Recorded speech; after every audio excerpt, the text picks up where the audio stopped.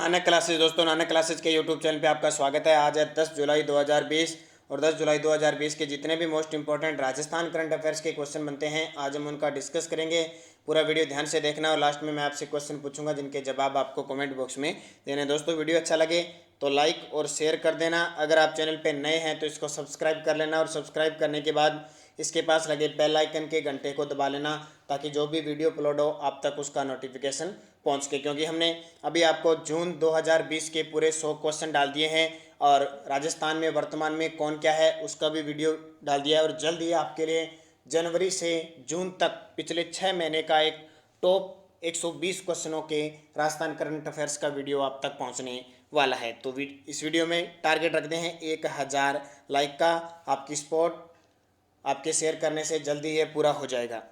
पहला क्वेश्चन देखिए, मोटरयान संशोधन अधिनियम 2019 के तहत राजस्थान में शराब पीकर गाड़ी चलाने पर कितने जुर्माने का प्रावधान किया गया। बहुत ही बड़ी बात, क्योंकि केंद्र सरकार ने इसे 2019 में लागू कर दिया था, लेकिन राज्य सरकार ने नागरिकों की सुरक्षा के मद्देनजर अब इसे लागू कर दिया है। लेकिन बात इसका जो जुर्माना है वो केंद्र की सरकार से 10 गुना कम रखा गया है। जैसे अगर राजस्थान सरकार ने 1000 रुपये रखा है तो केंद्र का कितना रखा हुआ है 10,000। तो शराब पीकर गाड़ी चलाने पर कितने रुपए का जुर्माना है, तो ध्यान रखना कितने, 10,000 का। शराब पीकर गाड़ी,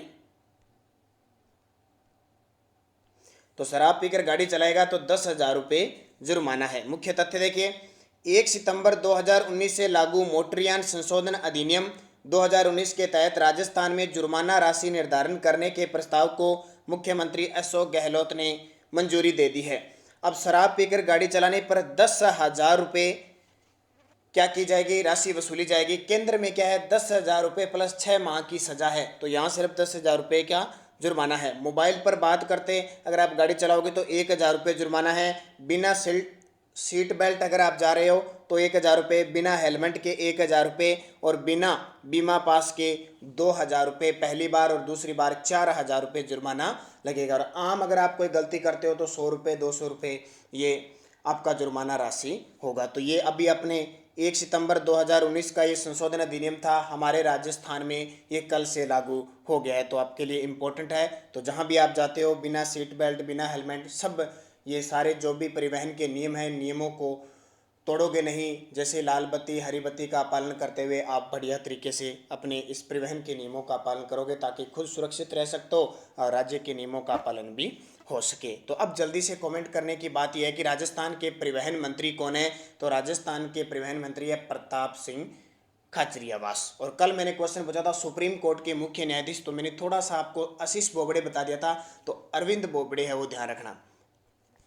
दूसरा क्वेश्चन देखिए, राजस्थान का कौन सा जिला अपने जिले के खिलाड़ियों को खेल रत्न पुरस्कार से सम्मानित करेगा, यानी अपने जिले के नाम पर खेल रत्न पुरस्कार से सम्मानित करेगा, तो वो जिला है धौलपुर। मुख्य तथ्य, जिला ओलंपिक संघ धौलपुर की ओर से राष्ट्रीय खेल दिवस पर, राष्ट्रीय खेल दिवस कब होता है 29 अगस्त को, पर खेलों के क्षेत्र में अगर कोई राज्य स्तरीय, राष्ट्रीय स्तरीय, अंतर्राष्ट्रीय स्तर पर जिले का नाम रोशन करता है, यानी कोई पदक जीत के लेके आता है, खिलाड़ी हो या कोई खेल प्रशिक्षक यानी कोई कोच हो, तो धौलपुर खेल रत्न पुरस्कार दिया जाएगा। यानी खेल का नाम क्या रख दिया, पुरस्कार का नाम धौलपुर खेल रत्न पुरस्कार। यानी धौलपुर जिले के अंदर जो वहाँ के खिलाड़ी हैं अगर वो कोई पदक जीत के लाते हैं। जिला ओलंपिक संघ धौलपुर के अध्यक्ष कौन है, अशोक शर्मा ने इसकी घोषणा की है। तो इंपॉर्टेंट, अब धौलपुर की बात आई तो थोड़ी सी बात बताता हूँ। धौलपुर हमारे राजस्थान का एकदम पूर्वी जिला है। सबसे पहले सूर्य उदय होता है, और दूसरी बात सबसे कम जनघनत्व किसका है, तो जैसलमेर का है। लेकिन आपसे पूछे सबसे कम पशुधन धौलपुर का, ध्यान रखना। और दूसरी बात, धौलपुर के बारे में एक याद रखना, ऐतिहासिक बात बताऊं, धौलपुर प्रजा मंडल की स्थापना 1938 में हुई थी। कृष्णदत्त पालीवाल और जिज्ञासु प्रसाद ने की थी। धौलपुर प्रजा मंडल में एक कांड बहुत प्रसिद्ध है, तसीमो कांड। तसीमो जगह है, वहां पे एक तसीमो कांड हुआ था 11 अप्रैल 1947 को। कब, 11 अप्रैल 1947 को। क्या था इसमें, ठाकुर छतर सिंह परमार और पंचम सिंह कछवा तिरंगे झंडे की खातिर शहीद हो गए थे। बहुत बार एग्जाम में आता है। तसीमो कांड का संबंध है धौलपुर रियासत से। तसीमो कांड कब हुआ? 1947 में। कौन शहीद हुए? ठाकुर पंचम सिंह और ठाकुर छतर सिंह तिरंगे झंडे की खातिर शहीद हुए थे। दोनों बात धौलपुर के बारे में आपको याद रखनी है। राजस्थान वित्त निगम के प्रबंध निदेशक बनाए गए हैं। अभी आपको पता है बहुत सारे सचिव, आईएएस अफसर वगैरह इधर उधर तबादला सूची में इनके नाम आए, तो वित्त निगम के प्रबंध निदेशक बनाए गए केसी वर्मा। राजस्थान वित्त निगम के नए प्रबंध निदेशक केसी वर्मा को बनाया गया है। राजस्थान वित्त निगम यानी राजस्थान फाइनेंशियल कॉरपोरेशन स्थापना 17 जनवरी 1955 को हुई थी और लघु, मध्यम और वृहद इकाइयों के जो उद्योग है उन्हें ऋण प्रदान करने का काम किसका है? राजस्थान वित्त निगम का। और इसका मुख्यालय कहाँ पे है? जयपुर में। तो ये बातें आपको याद रखनी है।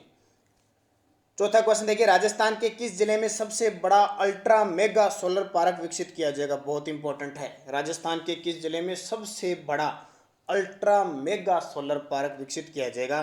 तो ये जैसलमेर के अंदर किया जाएगा। मुख्य तथ्य देखिए, राजस्थान में सबसे बड़ा अल्ट्रा मेगा सोलर पार्क विकसित किए जाने की सैद्धांतिक मंजूरी मुख्यमंत्री अशोक गहलोत ने दी है। 10,000 मेगावाट क्षमता का यह सोलर जैसलमेर में विकसित किया जाएगा। इस प्रोजेक्ट को राजस्थान सरकार plus national thermal power corporation यानी एनटीपीसी जो महारत्न कंपनी है और solar energy corporation of India मिलकर पूर्ण करेंगे। किसको? 10,000 मेगावाट क्षमता का यह सोलर पार्क होगा और जैसलमेर में विकसित होगा। इस प्रोजेक्ट पर 40,000 करोड़ का निवेश किया जाएगा, 40,000 करोड़ का, और 2025 तक पूर्ण हो जाएगी इनकी इकाइयां।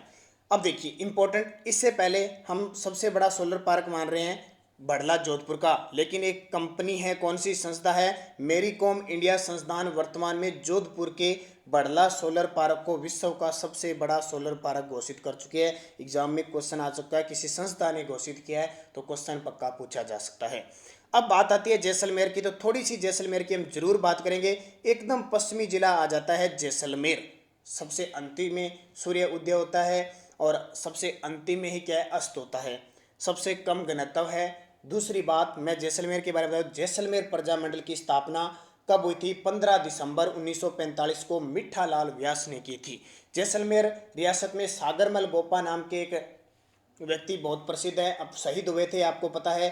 3 अप्रैल को उनको जेल में केरोसिन डालकर उनको जला दिया गया था और 4 अप्रैल को उनकी मृत्यु हो गई थी, ये आपको पता है। उसके बाद देखिए इंपॉर्टेंट, उनके जांच के लिए गोपाल स्वरूप पाठक समिति बनी थी और कांग्रेस की तरफ से पंडित जवाहरलाल नेहरू ने जयनारायण व्यास को नियुक्त किया था। लेकिन अंग्रेजों की तरफ से जो गोपाल स्वरूप पाठक समिति थी उसने आत्महत्या की संज्ञा दी थी।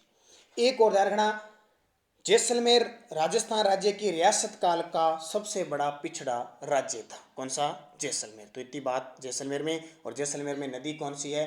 पूर्ण आंतरिक प्रवाह की नदी है कांकनी या मसूरदी नदी।